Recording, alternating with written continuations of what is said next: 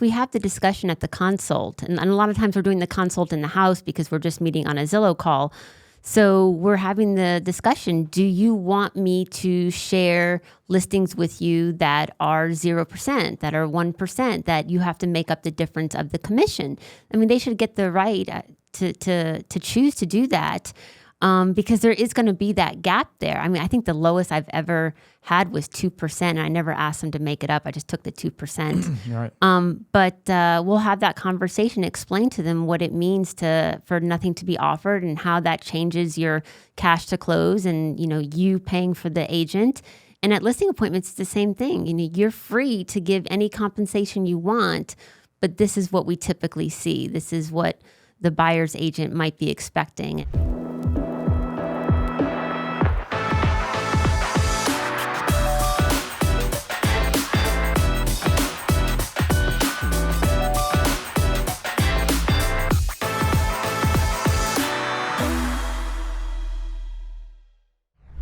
How's it going, everyone? Welcome back to another episode of the Shawn and Matt Show. My name is Matt, that is Shawn, and welcome to our show. Shawn, in today's episode, we have a very special guest with us. This guest has been featured on Real Trends as the #1 selling solo agent in all of Northern Virginia for the last 3 years. She has about 15 years of experience and has sold hundreds of houses. And when I mean hundreds, I don't just mean like 100. It's not like when people say that they've made like six figures, they made like 105, 110,000. When I say she's sold hundreds of houses, I mean like 600, 700, 800, maybe even more. Introducing Nikki Lagouros. Hey, Nikki, guys, how welcome. are you? Thanks for coming on. Doing well. Thanks for having me. So Reston's best agent. So your tag is at Best Reston Agent. Best Reston Agent. So first of all, can you just describe Reston for me? Because I think I understand it, but is it just all an HOA? How do you describe Reston to someone moving to the area? So I probably describe it as a vibe, right? Like you can't get it anywhere else, what you're getting there in any other city. So it's almost like parts of like a little Arlington, right? You have the city being built up, the town center. You have all these high rises coming. I think we got the largest one in the Washington, D.C. metro they just put up. But there is a master HOA, which is a lot scarier in lore than it ever is in real life. It's basically the same thing. You ask for permission. It's granted most of the time. But you have North Reston, which is the newer houses. And when I say newer, 90s, 2000s. And then South Reston, which is a bit older. And I always say North Reston is for people who want to go to the town center and have fun and be wild. And South Reston's for the people who want to walk on the trail.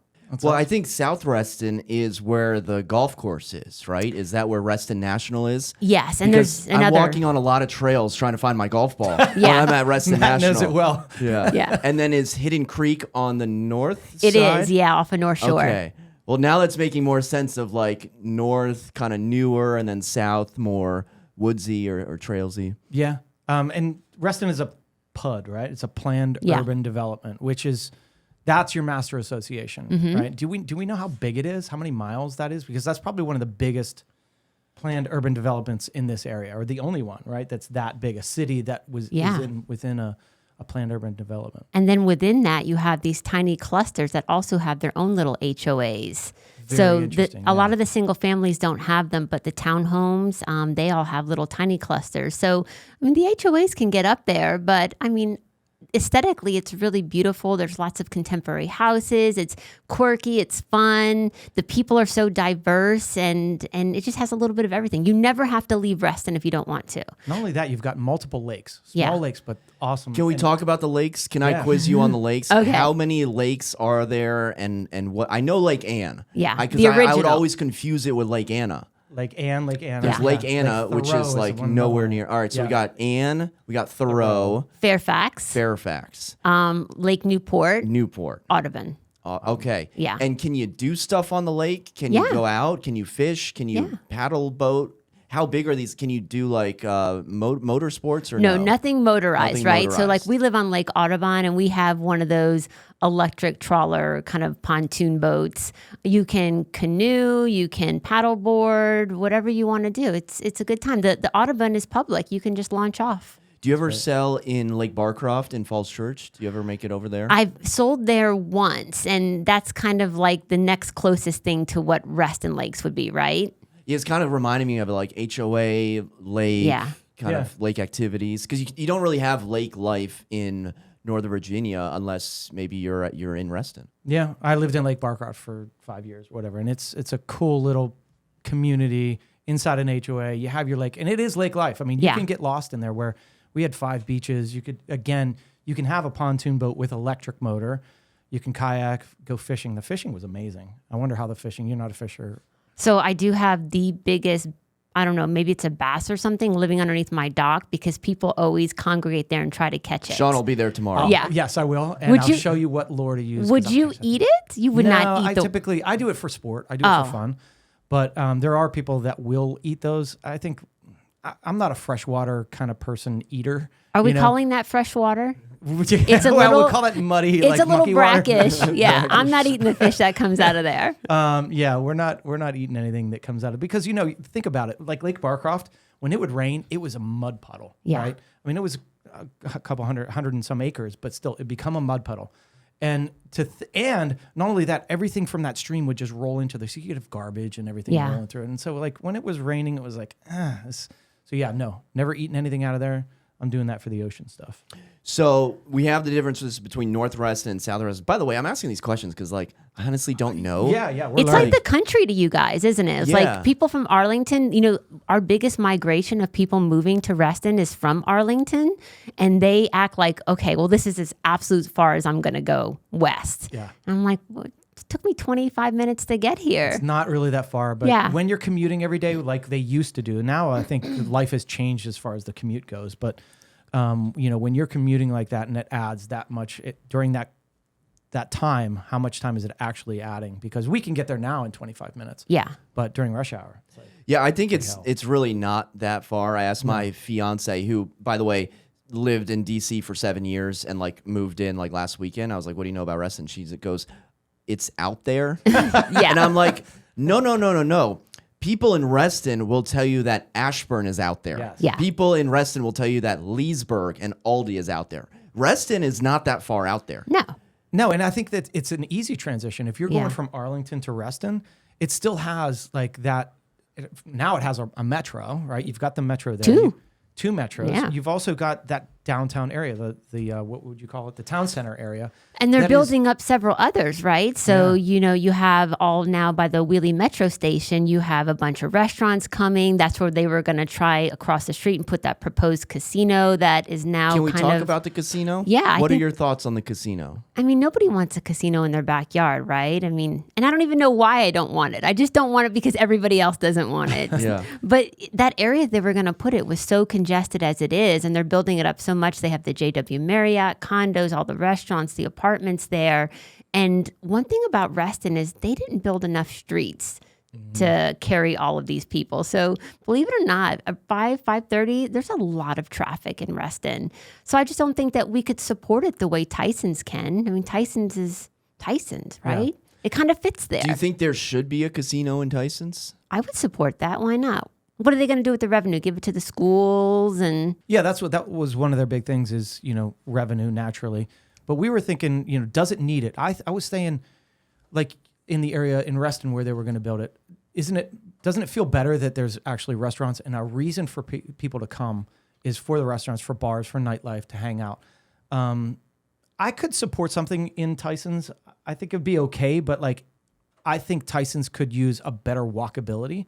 You have more restaurants and things like that where people, kind of like Arlington, you can walk up and down Wilson Boulevard and, yeah. go to Outside of different the spots. borough, they didn't really do anything in terms of walkability for Tyson's, right? I mean, Yeah, and I think they could really benefit from that. So I don't know. I mean, I was just at a casino this past week, and I mean, I lost $150, Matt. I didn't go too hard, but I was like, well, do you really need this? So Tyson's wants an entertainment district. And so the spiel is we're going to build this entertainment district and it's going to be a casino in the middle. And then that's what's going to draw everyone. And there's not many places where the casino is the place that draws everyone in for the entertainment district. Like, where was your casino that you just went to? It was in the Bahamas. Okay. So Atlantis. Shawn went to the Bahamas, not for a casino, just for other things. And the casino just happened to be there to pander to the husbands who needed to get away from the kids for a couple hours. But I am more than okay supporting the Maryland school system. I am more than okay going to Maryland, paying a couple $100 and having, those tax dollars go to some potholes in PG County. You wouldn't love that to be the MGM pseudo at Tyson's? It's so close.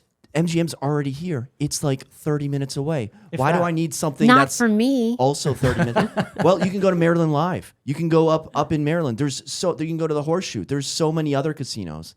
You're telling me you're going to take the Silver Line to the casino? I don't think so. No, I've never been on the Metro. Not funny. It's I get rarely motion you need to use sick, so I've never been on it. I'm not missing much, right? I mean, it's the Nah, you're not Metro. missing much. I don't think so. Well, let's. How did you get into Reston? How did you wind up in Reston? Well, this is a funny story. So you said I have 15 years experience. I actually got my license in 2016. So I was selling new homes before then, and just some bad circumstances and this and that. And I was probably being excessive in my lifestyle as well. And I quit my job to take care of my dad. He had stomach cancer.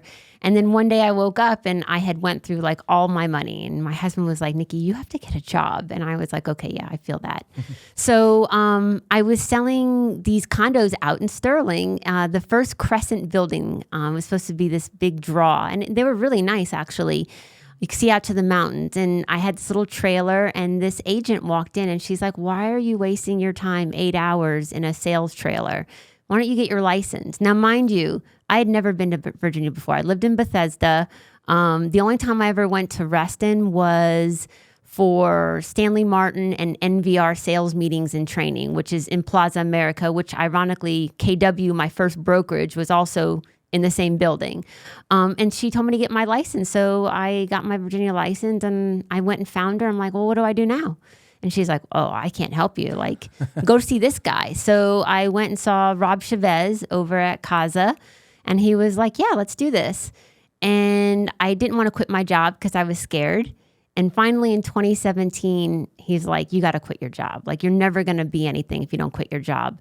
So I was like, okay. So I quit. And I was doing deals and he's like, well, let's take it one step further. You could be like the queen of Reston if you moved to Reston. And I was like, okay, no problem. So I scrounged up the last little bit of money I had and bought a house in Reston, this fixer-upper. And I lived in Reston. And a year later, I left the team and I started my own thing. That was 2019. And then 2020, I sold 142 houses by myself. That's insane. And the rest was history. And I did it all like the way that they tell you not to do it. So I did it all online leads because I'd never met a human being in Virginia. Like, what did I know? I used to lay out maps on the floor and like real maps, right? Like, what are people doing with real maps in 2017? So I had to print them off the internet and put them together on the carpet so I could figure out where things were in Northern Virginia because I had no clue. It was awesome. like fake it till you make it. That's awesome. That's a pretty good way of faking it. 140 some houses. Yeah. Well, that's the thing is like, 140 some houses is impossible. What's the most number of houses you sold in a year? I do about 36 houses. That takes up a ton of time. Our team does about 60, right? 140 by yourself. And so I have so many questions, but like going from the team to yourself, like how are you getting the leads at the team level? And then how did you transition into what you are now as a solo agent? Yeah, so I was always buying leads from 2017 from Zillow, just not at scale that I am doing it now. So it was weird because I was buying these leads with my own money and then having to split the profit with the team, which I didn't like. And there just was a mentality when you're on a team. If it's a very large team, there's always going to be people who overperform and people who are in the middle and people who underperform. But underperformers don't like high achievers and high achievers don't like underperformers. So you can never really kind of get into a real groove. So I was like, those things combined, I was like, let me just jump off the team, figure this out on my own, because I'd never run a business before. And quite frankly, I wasn't very good with money. My philosophy with running a business is I'll just make more than I spend. I don't know if that's a good idea, but that's what I tell my tax guy. And I jumped off the team. I scaled up on the online leads, and it worked. At Zillow, it worked. People say it doesn't work, but it does work. Can you share figures when you say scaled up? Yeah. I think the viewers out there may not understand what that actually means. Yeah. So $6,000 was my initial spend per month with Zillow back in 2017. As of right now, I'm about $26,000 a month. Wow. And and this is what people don't understand about Zillow spend and what Zillow is. So I guess the first thing is, can you lay out what Zillow and how you're getting these leads? I mean, you're spending this much money, but they don't understand how Zillow works, really. Yeah, so they've changed it so much over the years, and I don't know that it's necessarily changed for the better, because you actually get less leads. Where, in 2017, you're listing your lead. That was fantastic. Now there's a separate program where you have to pay for your own listing leads. But basically, there's two ways you can get leads. One is a nurture, where it just drops into your mailbox, and that's people that they haven't verified. They've just kind of clicked in. They haven't been able to get in touch with them. And then there's live connections, where they connect you via a AI bot with the people on a live call. And basically, you go on the Zillow website, you pick schedule tour. It's integrated with Showtime, so it tells you if those times are available, sends it to me. I do the call. There's certain parameters I have to hit on the call, because AI is now judging me from Zillow's side to make sure I've hit like 5 key points, to make sure that I'm capturing the lead in the way they want me to, and setting the expectations that they want me to. And then all of that using their CRM, I'm graded, so I have to stay above 90% to keep my status as best of Zillow. And then you just basically book the appointment and go, and hope to God they don't have another agent. So they tell you not to ask. Sometimes I ask. It depends on how frisky I'm feeling that day.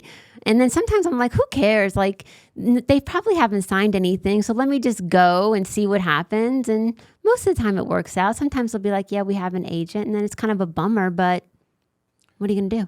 I mean, it seems like that would stress me out when I'm like, all right, I get a call and you have to answer it. And so I'm assuming that when a call comes in, you know where it's coming from and you have to answer it. Or how often do you say you have to answer that call, or do you always answer? So you're graded on that too. Yeah, so you have a connection rate. So my answer rate is actually one of the best. It's like 83%, but you have to answer every call. So when I came to this, I have to tell my partner agent, Dorian, you have to be on the phone. We can't miss a call, because you stay in the queue, but you never know what that call is. These leads, when you're looking at how many leads I'm getting for $26,000 a month, the average cost per lead is about $900. Yeah. So, but this is typically a lead that's ready to go. 142 sales in 2020, you got to think maybe 75% of those came from Zillow.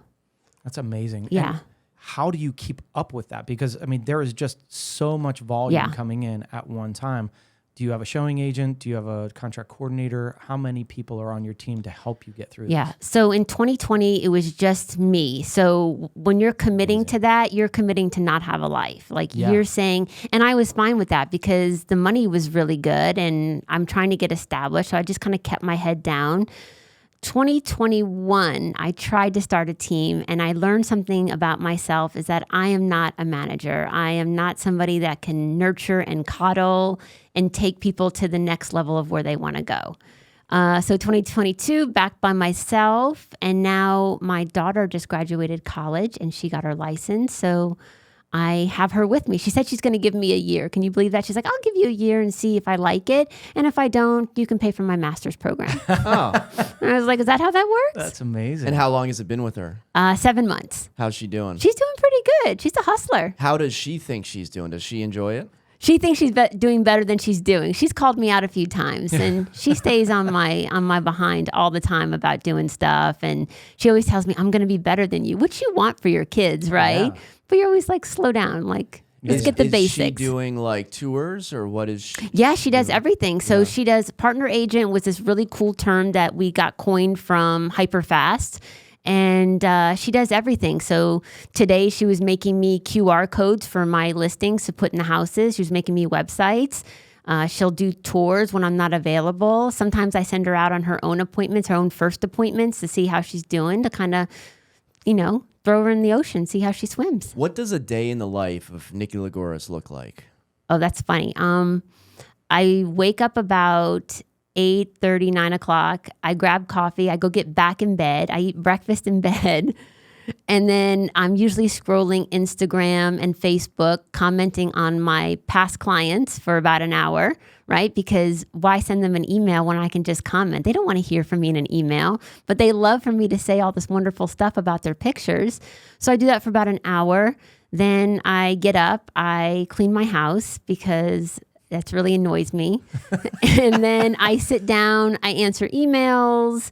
I have an ISA, so I don't really do a lot of outreach. I probably in my entire career, I've probably made a dozen phone calls. I don't do phone calls. So I'll do some texts and I'll send out the houses that are lined up in our CRM to go out to different people because I hand pick them every day. And then I do showings after 12. How many showings do you think you go on like a weekly basis with all these $900 leads coming in? So it's been slow lately. So typically now maybe 15 to 20, but back in the pandemic, we were going on 50 to 60 a week. Wow. That's insane. It was insane. You were essentially the Uber of real estate agents, right? Someone clicks your button and you got to go. Yeah. And you're driving all around. So you drive a Porsche. Yeah. As a real estate agent, do you think it matters what car you drive? I do, because I have seen agents with, not great cars, and then you pull up to a $900,000 house and your car is janky. Like, what does the client think? Yeah. That's my opinion, right? But my car, I will say this, it is 10 years old. It's 2014. It was the first Porsche I ever bought. I bought it as a congratulations to myself for a sales job I did in 2014. And I just kept her. And now it's good because she's 10 years old. I hit her on the curb. I smack her bottom, like whatever. I don't even care. Yeah. I saw it sitting out there and the rims are all beat up. They are. No. Custom rims that I had 2 weeks right into. It's awful. We know the pain of hitting the rims. It's funny. I used to obsess about cars. I love cars. But the Panamera was like one of my dream cars at one point. So she has a Panamera, white, beautiful. But you also have a Taycan, how do you say that? I think you say Taycan. Taycan. So Porsche comes up with some weird names like the Macan and the Taycan or whatever. But the Taycan is the electric one. Is that your husband's car, right? Yeah, I bought it. So I do kind of impulsive things. So remember when they said that we're going to have that gas shortage a few years ago? I was like, gas shortage? So I called the Porsche guy.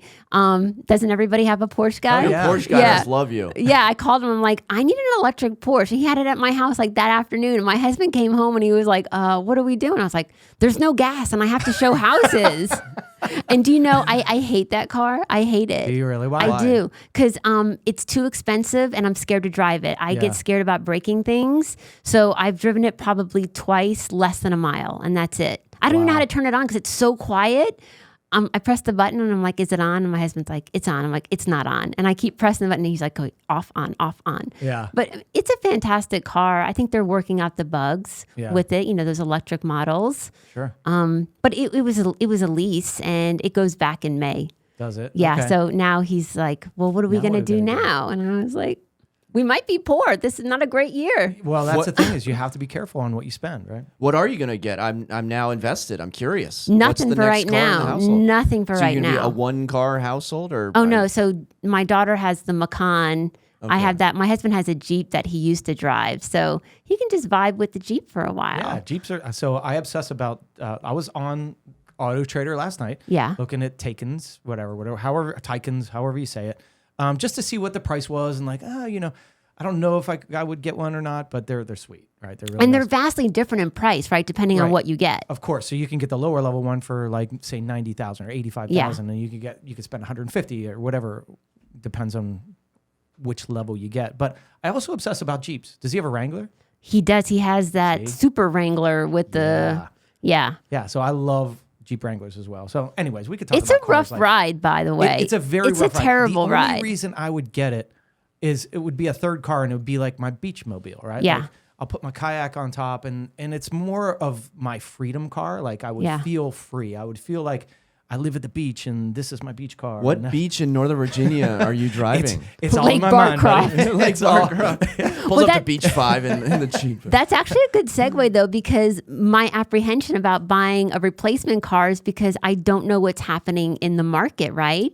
And I think everybody is saying, oh, it's going to be a fantastic year. You know, the buyers are coming out. But then we have that whole issue with inventory. So it doesn't matter if I have 50 Zillow buyers. If I have nowhere to put them, how do I make money? That's the biggest problem right now. And I think the thing is, a lot of agents rely on that buy side. But as we get tighter and tighter with inventory, we saw a lot of buyer agents go by the wayside because there were just no way to make money because we were competing so many times. And it took how many contracts? 6 different offers on 6 different houses, 7 different houses to get one buyer in. So you're doing all that work for one buyer. And I think that's the problem. So I guess a segue into what would you say percentage of business is yours higher buyer side or listing side? Because you do a lot of listings, and I'll tell you that I watch your Instagram, and you just do beautiful pictures of your fronts of your homes, and it works. It's really well done. That's the only thing. I got a couple pictures just pulled up. Yeah.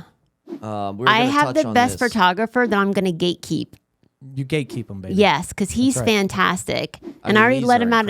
Of course, I do tag him on Instagram so you guys can find him so easily. I think I know who he is. Yeah, we have some good photographers as well. Sometimes, like, I wonder, I'm like, why are you taking pictures of houses? He is phenomenal. Yeah. And, not every house that we sell is like, a McLean or a Great Falls. And he just makes everything perfection. But yeah, that's like my claim to fame is the night shots. Yeah, that's my newest one in Delray. But when you can make a Delray duplex look the way it does, I think that's where the real magic is. Because anyone, if you have like a $10 million McLean listing, it's like, all right, the photos are going to be amazing. Yeah. But when you can make something like, I don't even know what I'm looking at. That's a little condo in Hunter's Run. Reston loves having just entrances at weird spots. Like, where's the actual house? Where's the condo? It's up top. You have some stairs to go up. Somewhere? Yeah. Interesting. So there you have to order HOA documents for condo. I mean, like for Reston itself, do you have to order HOA documents for the PUD, right? Yes, always. Right, and so then there's that one. And then this is in the condo, so you have to order 2 sets of documents. Which is a pain because, when you're ordering these documents, every association management company is slow. They'll be like, all right, we'll have them in like 14 business days. And you're like, I can't have them in 14 days. I always order them on a rush. But that's what a lot of agents don't realize is when you're doing this, there are 2 associations. You have 2 sets of documents and 2 sets of people that you need to be talking to. Do you know that we have somebody, speaking of the associations, we have somebody on our team and her only job is solely dedicated to correcting the violations that condos and the Reston Association gives us because they're so extensive and nobody ever asks for permission and Reston gets you on every little, it's all wood siding. So it's going to be a mess. So we have someone who just does the applications, the pictures, helps people get things done, lines up the handyman. We found that was a huge draw and it helped us get a lot of listings because we offered that service, whereas other agents might just say, hey, you got to figure this out. Yeah. I mean, that's all a big deal when it comes to it, especially Reston. I don't really sell a lot in Reston, but those violations, it's up to the seller to fix them prior to settlement or, then it goes on to the next buyer. But the buyer doesn't have to close. If there's violations on that thing and you haven't cleared them up by closing, you're stuck. They could void the contract. So it's important you get those done. So speaking of buyers, there was a listing that's kind of going around the Northern Virginia area. It's in Rockville, but they're paying out 0% in the buyer agent compensation. So in the notes, it says buyer agent compensation to be negotiated upon presentation of a bona fide offer. The seller recognizes the invaluable role buyers agents play in facilitating successful transactions and welcomes commission proposals reflective of this partnership. For buyers who prefer seller-paid compensation, such terms may be included within the purchase agreement. Nikki, there's only been a couple houses in the area that have seen 0%.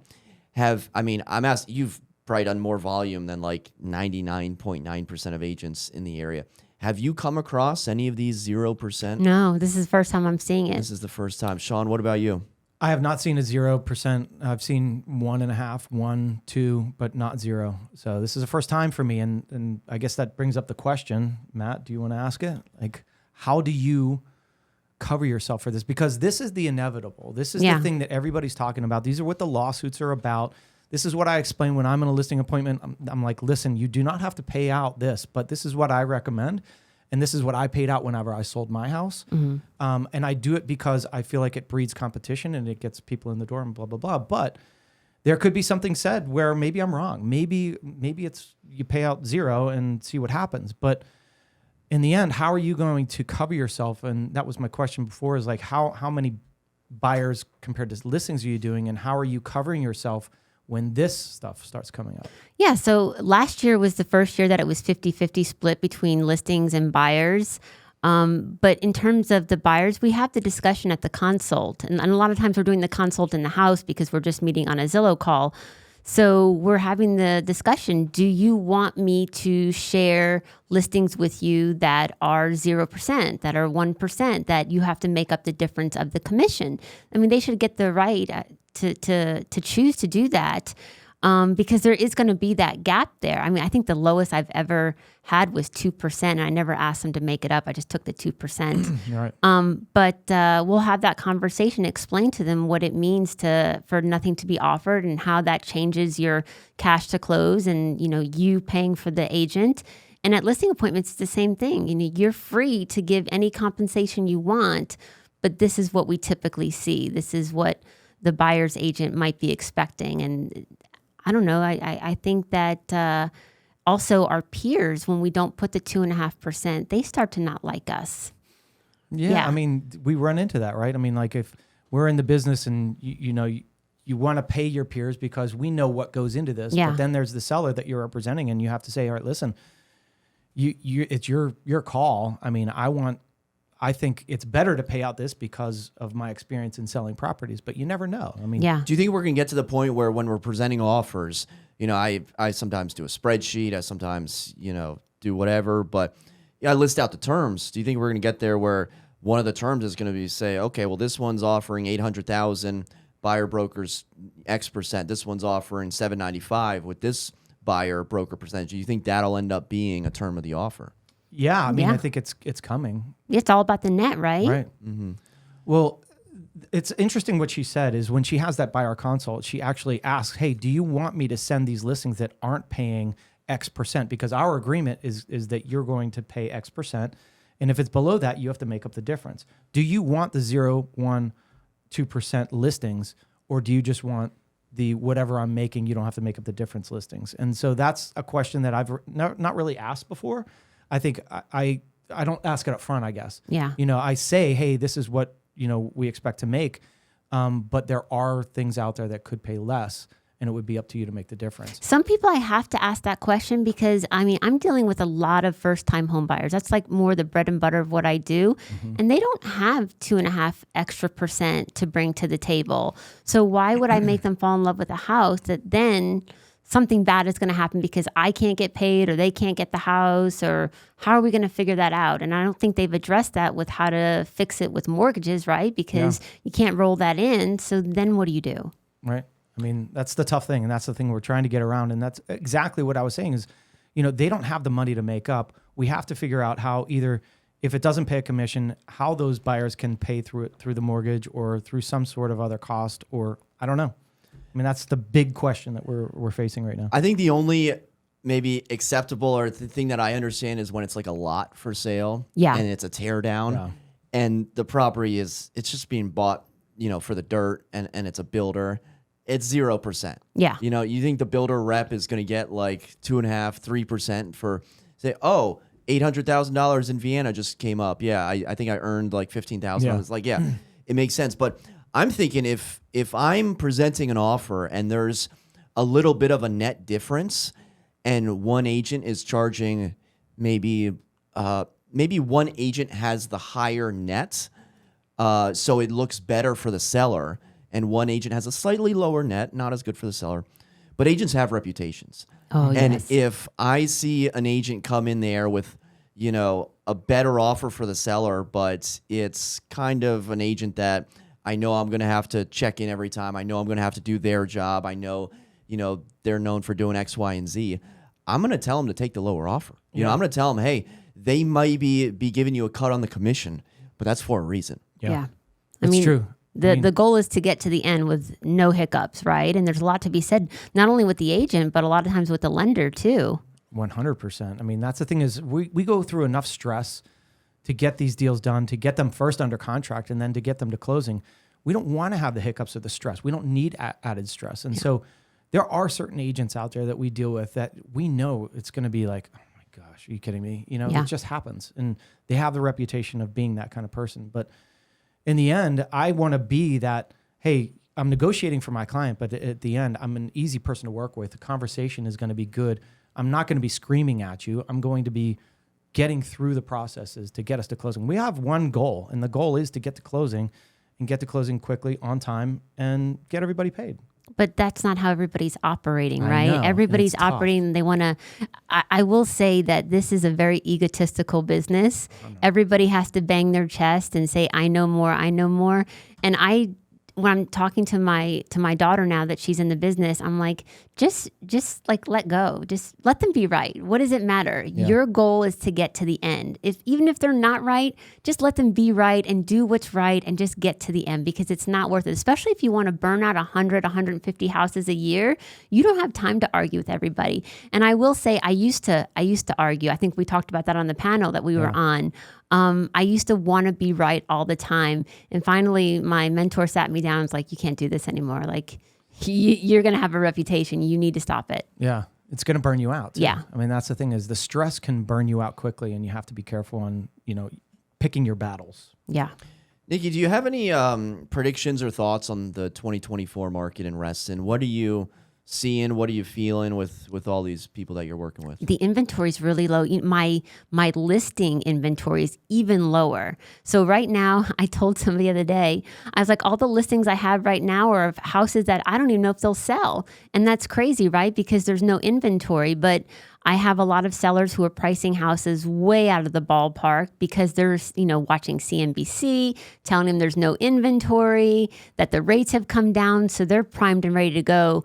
Much like it was 2021 again or 2020, but it's quiet. It's eerily quiet for listers and or sellers. And what do we have? 35 active houses in Reston right now? Not a lot. Crazy. Yeah. It's crazy. Something ridiculous. That's the tough thing, is to keep the business going even in the hard times. And I guess the question would be, are you still... When the times are slower, does your Zillow spend go down? You can't. You can't. You're No. locked. Well, Wow. you can. You're on 6-month contracts, and like my contract renews in February. So I could go down, but then what happens? Then I lose my position, and then somebody else takes it. Then I lose my lead flow. So you're all jockeying. There's a first, second, third, fourth, fifth, depending on your market. So if you pull up Zillow in my market, there's 3 agents in each zip code. So you're jockeying to stay at the top so you get the most amount of leads. Yeah, and even though the inventory's gone down, the calls aren't as voluminous. You're still paying the same 2020, I remember at January in 2020, 2021, even 2022, I would get 28, 30 live connections. Now in a January, if I get 10, we're considering that good. So my cost per lead went from, $300 now to $900.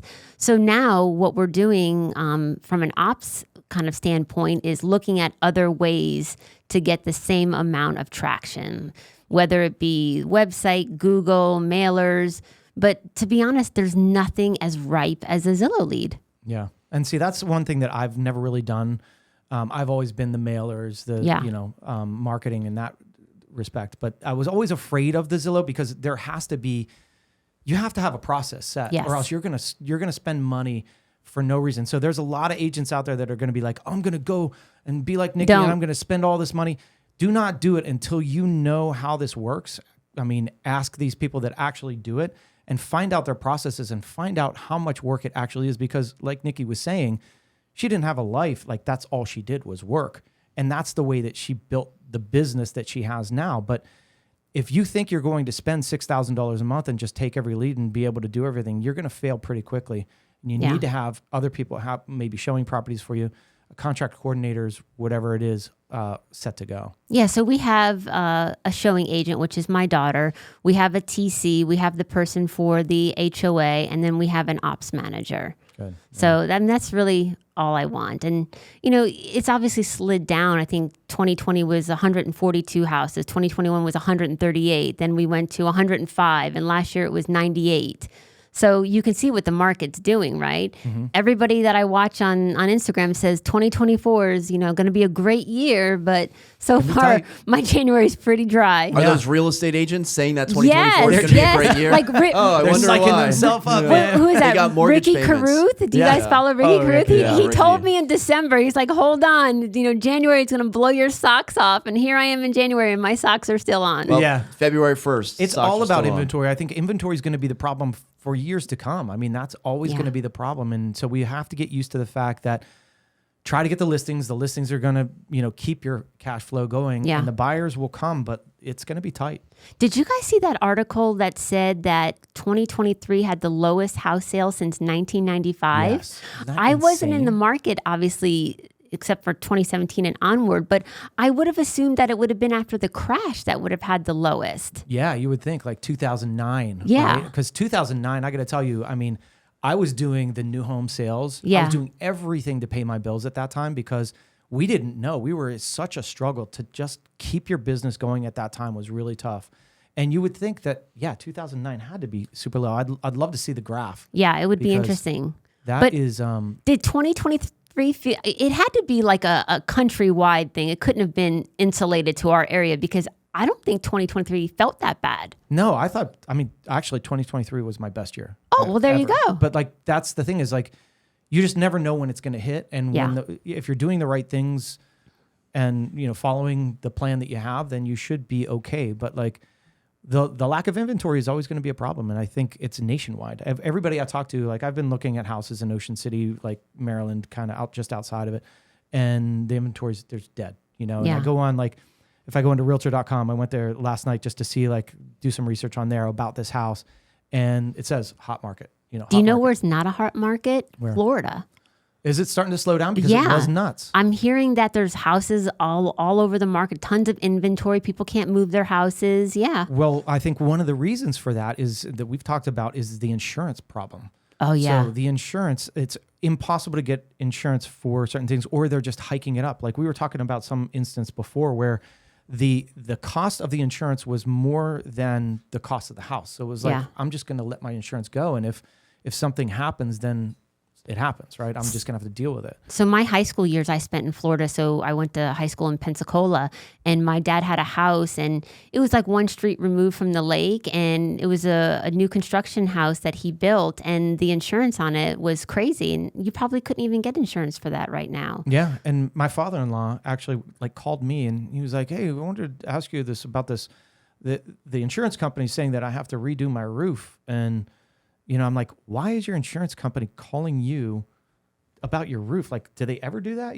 I've never heard of that before, but it's Florida and it's a thing. Yeah. So they're saying, no, we want you to redo your roof, and if you don't, they're going to either drop you or your insurance rates are going to go sky high. So that's why you've got to be in tune with what you're doing in different states. If you're selling in different areas, and that's why, Reston Agent, she knows the Reston market the best. And that's why you want to get a local experienced agent for that area.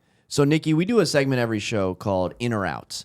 Okay. Whether you are in or out on a property. Are you familiar? You turn right to the screen I know, but I saw before. that Reston house on the screen and I assumed it was for me. It is. Yeah. So before you say, so what I do is I set the stage and then you tell me if you're in or out. So first of all, Okay. Are you going to buy it? Have you? Yeah. So, I did a poor job. So if you're in the market and if you have the money, are you in or out on the property? First of all, have you toured this property before? I have not. It's been sitting for a while, right? It has been. Yeah. So let me introduce to you, Nikki, 2007 Beacon Place. So this is a 3-bedroom, 3-bath house, 2,600 square feet. So Reston Lake living at its finest. Gorgeous Beacon Hill contemporary with 3 bedrooms, 2.5 bathrooms, 2-car oversized garage, and an unfinished lower level. You have direct access to the lakes via Beacon Hill private dock, meticulously maintained and updated, shows lights, bright and open. An inviting 2-story foyer greets you with beautiful hardwood floors, separate living room with floor-to-ceiling windows, dining room with lots of windows. You get the idea. Nikki, are you in or are you out? By the way, I think this is Reston's most expensive house on the market right now for $979. Oh. Actually, I think Noble Hill just came up for $985, but this one's been sitting. knows her market. Okay, someone knows the market. Yeah, I'm showing that tomorrow. But I'm out. I'm out. Okay, talk to me about it. Well, I don't mind that it's dated because I bought a dated house and had to fix it up. But I feel like if people want to be on the lake, they're going to be on the lake, which is hard. But maybe people that are buying this house, there's no yard, so you're not really selling it to people with kids, but you're not really selling it to older people because the bedrooms are upstairs. So then kind of what's the draw? So 73 photos, I didn't see any lake. If it's access to the lake, this lake living at its finest, when you say lake living at its finest, I need to see a lake. Yeah, 100%. Yeah. Shawn, there's no lake. I'm agreeing with Nikki on this because she's my best Reston agent. But I agree. I think, if I'm buying for a lake, and that's the one reason I would move to Reston would be to be on the lake. And you're saying lake life, but you said in the description, there's a dock somewhere. You have access to a dock. You have access somewhere. to a dock. I'm not paying $979 for a house that is not on the water. I'll pay more for something that is on the water or whatever it is. So yes, it does need work. And the other thing is it had an unfinished basement. Yeah. A huge unfinished basement. So there's a lot of work that needs to go into this. So Price per square foot, what is that? Yeah, I know. It seems pretty high. See, price per square foot, we're at $372. It's not bad at all. Yeah. So you're out. Yeah, I just don't, again, I'm agreeing with her. I don't see the allure. There's no yard. There's no lake. And it needs work. So I'm going to pass. Give it to you. Yeah. Nikki, when we're looking at the front of this house, this is like if I asked AI to draw the typical Reston house. This is like what it would draw. It's like every house in Reston has a garage, and then you got to walk around the garage to get to the front door. There are some I feel like every that, house I show in Reston, it's like, oh, what cluster are you going to? I don't know, the one with the garage in the front. So it says lake life. That is almost criminal in the description. I would immediately delete that. Nothing about this is lake life. You got to be on the lake to be lake life. There's no backyard. There's no lake. There's no basement. For those reasons, Shawn and Nikki, I am also out. Okay. $979. It's been sitting on the market 177 days. Maybe that's... Imagine the deal we could get on that. Yeah. So, at what price? Let me ask you this. If you had a buyer, they're looking in Reston, they want quote-unquote lake access. Yeah. 3 beds, 2,600 square feet. This is sitting on the market. I say, Nikki, what can you do here? $925?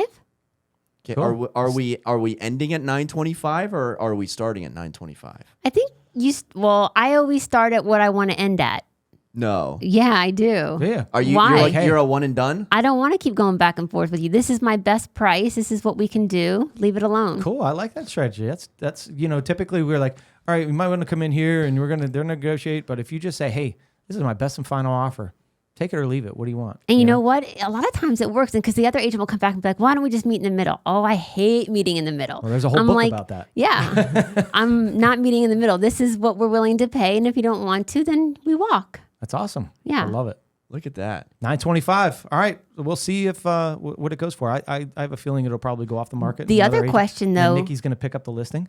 Yeah. Right? The other question, though, is if it's been sitting that long, is that a situation where the sellers are not moving on price and they're just waiting it out? But at 177 days, you gotta get an agent and refresh this a little bit. Well, it looks like they're living there, so you start to wonder. Well, actually, the carpet looks, Freshly vacuumed. Freshly vacuumed 180 days ago.